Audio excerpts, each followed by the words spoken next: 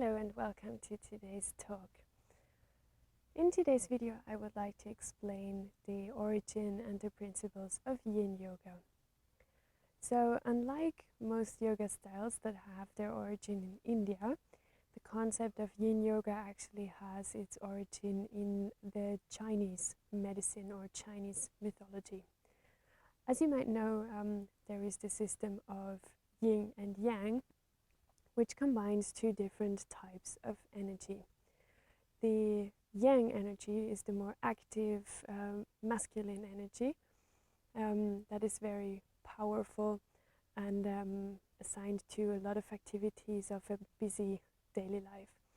The Yin energy, however, is the more feminine and more soft energy that we have. And in most people's life, the Yang energy is very dominant.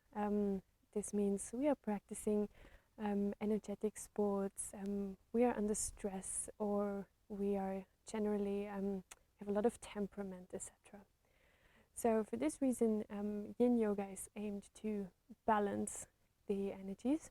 You might know the symbol of Yin and Yang that contains both colors with one dot of each.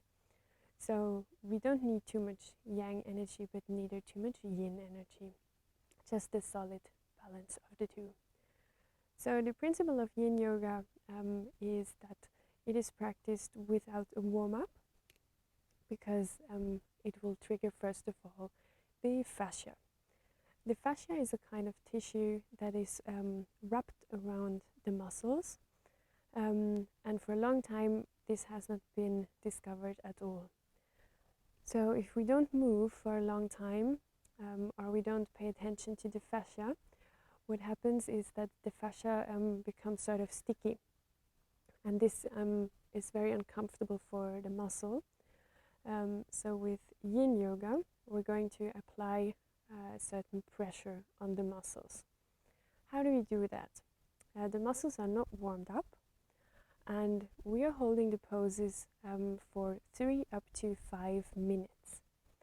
So in the beginning this might feel very uncomfortable because, as I said, we are not warmed up.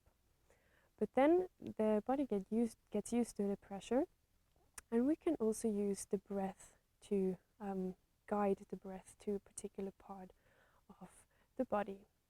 So then step by step the muscle is going to relax, and the fascia is worked on with the pressure. Another positive effect of Yin Yoga is also that in the moment we release the pose, the fluids are going to come into the joints. So if we have joint problems, they're often lacking fluids, and with Yin Yoga we can support that too. So as I said earlier, we are holding the poses for quite a long time. So many of these poses we know from our usual yoga practice, and we might be very used to them. However, we only hold them for a short time if we are in a vinyasa class.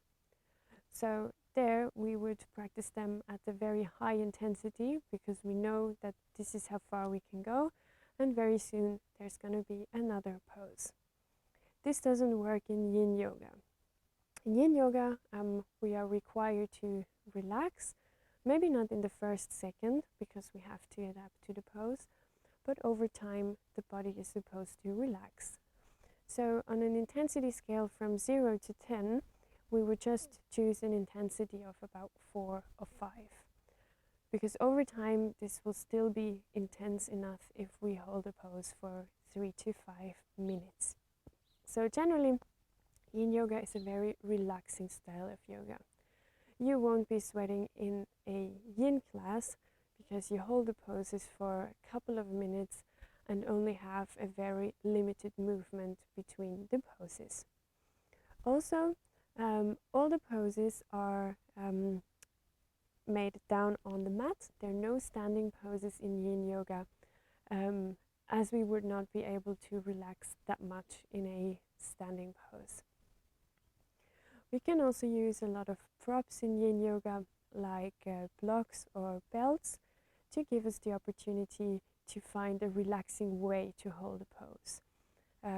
If we are not in a relaxed position because we are too tensioned to hold a certain stretch or to sink into a stretch, the effect is not there, the effect that we want. Also, in Yin Yoga, we are looking at the meridians. In Chinese medicine, the body is said to have 12 main meridians that are running from the top of the body all the way down, or sometimes halfway. So there's a meridian that is assigned to each of the main organs as well as to the 4 elements. And when practicing Yin Yoga, we can also trigger those meridians. So many Yin sequences are set up in the way that they follow set meridian throughout the body. How does that work? So if we're working on the bladder meridian, for example, we have to check first where this meridian is running through which parts of the body. And then we're going to choose asanas that will either compress or stretch these particular points where the meridian is running through. So by that, it can be stimulated and it can have a very strong effect. So even though the poses are at a low intensity, they can have a very intense effect. I very much like Yin Yoga because it's a very deep style of yoga. It looks very easy in the first place, but in fact it's not. It's quite strenuous sometimes to stay in the poses for such a long time because we're used to move every couple of seconds. But it's a very nice and grounding practice, especially after a busy day of work, to come back to our base, to our center, and slow down everything. Because the yin energy is something we are lacking quite a bit in our daily life, and I think it's nice to incorporate that in a practice.